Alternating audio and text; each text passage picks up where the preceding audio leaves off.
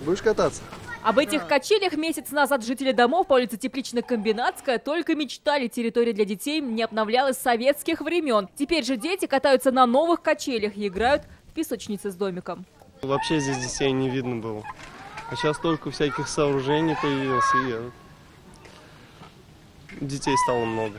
Так таковой у нас не было площадки вообще, и мы вообще забыли, и дети забыли, что такое детская площадка. Была основа для качелей, и здесь стояла травмоопасная горка. С мамой решили сделать все-таки площадку.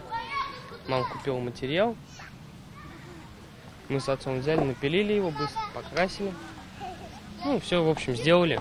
Ну, она и готова. Все элементы площадки делал Эмиль Хакимов вместе с семьей. Они инициаторы благоустройства. Коммунальщиков ждали 20 лет, потом взялись за инструменты. Такую качель в Казани больше нигде не встретить. Все сделано вручную и даже выкрашено тоже вручную. О безопасности тоже побеспокоились. Каждую деталь бетонировали всем двором. Вместе общих игр никаких не было. Я говорю, либо бег друг за другом за велосипедами, либо, значит, игры в телефонах. А все-таки дети должны играть, дети должны развиваться. В ближайшее время на площадку переедет и горка. Ее сейчас собирают в гараже. Горка будет похожа на вышку МЧС.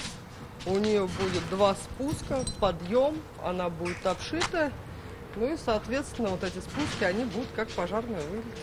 Пока же дети осваивают новые локации двора. Тут, во-первых, появилась площадка, можно с друзьями поиграть. Подумали и о бабушках, сделали скамейки. В ближайшее время на площадках их станет больше. Альбина Минибаева, Марат Зайдуллин, ТНВ, Казань.